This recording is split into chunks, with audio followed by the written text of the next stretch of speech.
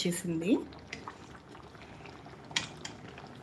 దీన్నైతే కొంచెం గట్టిపడేదాకా ఉంచితే మనకి బఠానీలు అనేవి పచ్చి బఠానీలే కదండి. ఇప్పుడు మనకి మార్కెట్లో బఠానీ కాయలు బాగా అవైలబుల్ ఉన్నాయి. అవి తెచ్చుకొని నేను ఇలా డీప్ ఫ్రిడ్జ్లో ఒక బాక్స్లో వేసేసుకొని పెట్టుకుంటాను.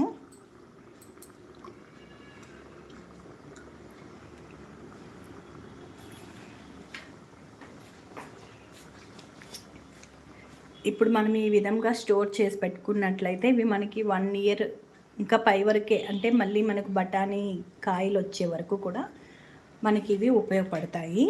మనకి డీమార్ట్లో దొరుకుతాయండి, కానీ అవి మనం అంత చూడం కదా అవి ఎలా వచ్చాయి, దానికి కలర్ వేసారా, అవి నిలువ ఉండటానికి ఏమన్నా చేశారా, అదంతా మనకు తెలియదు కదా. ఇవైతే మన చేతితో మనం ఒలుచుకుంటాం కాబట్టి మనకు తెలుస్తుంది. ఈ విధంగా అయితే నేను స్టోర్ చేసుకుంటాను.